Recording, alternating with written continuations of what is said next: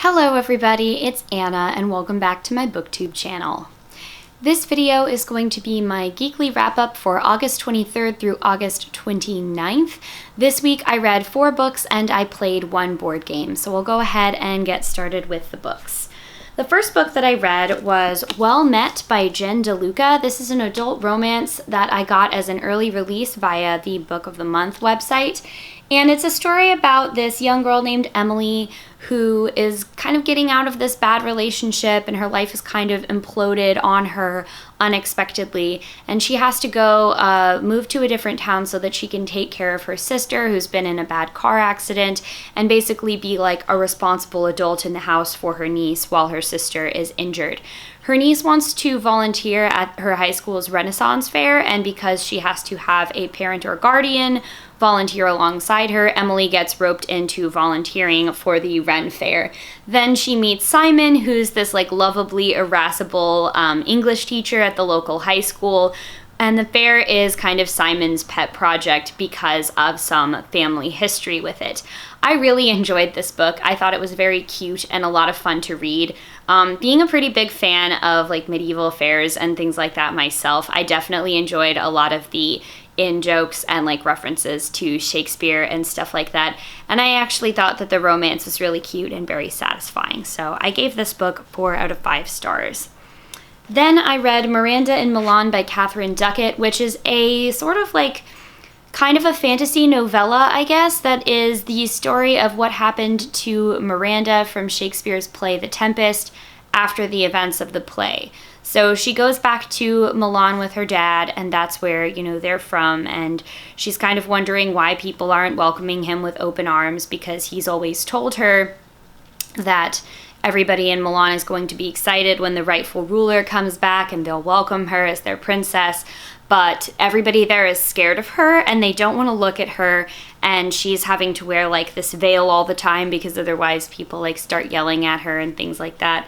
And then she meets this, I guess like servant girl whose name is Dorothea, who is actually a self-described Moor. So somebody who is from North Africa and Muslim in this case, in this time period, who becomes her only friend in Milan, and they end up kind of falling in love and having this, little romance together.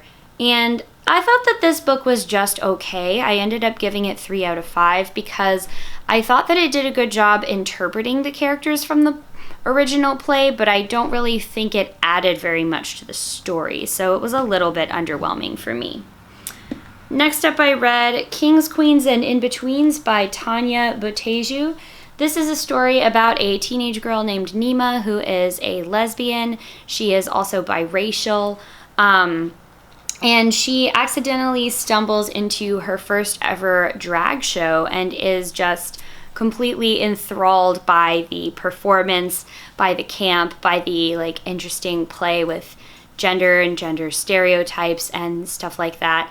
And it's the story of her really just awkwardly stumbling her way towards coming of age. That was something that I really appreciated about this book, is that as Nima tries to tell the girls, that she crushes on, that she has feelings for them, as she tries to get into being a drag king for the first time, it's just really awkward in the way that, at least for me, being a teenager actually was.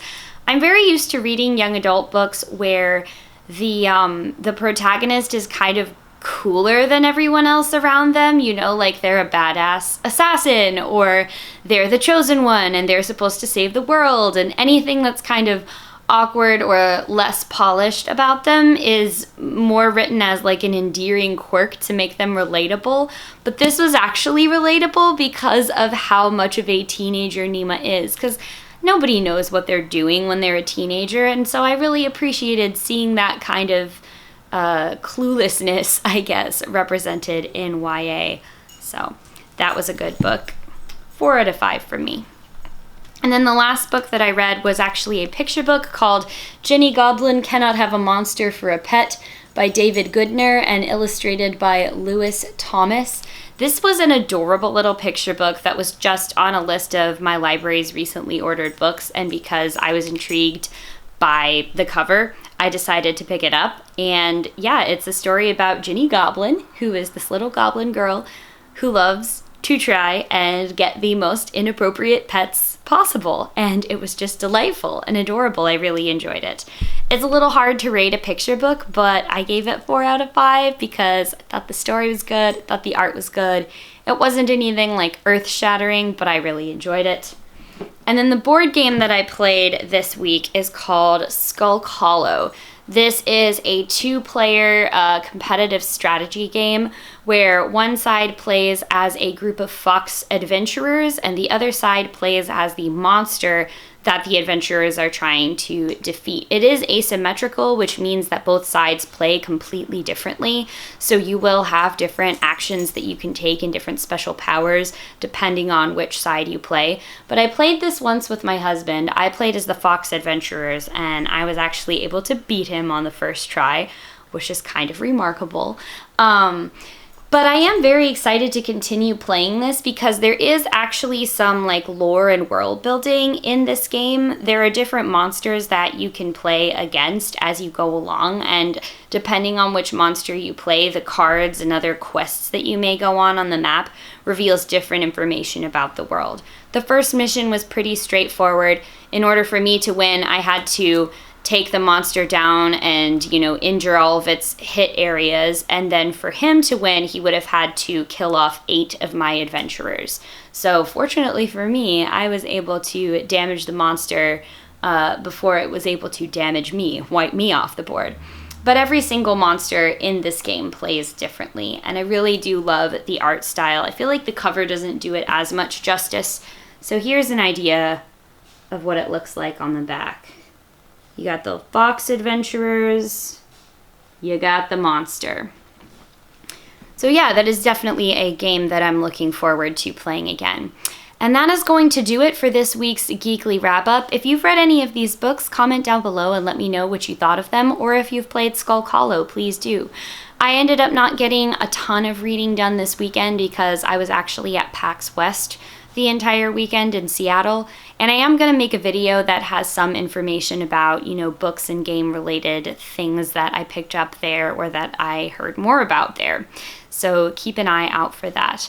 And don't forget on your way down to the comments to please subscribe to my channel if you haven't done so already.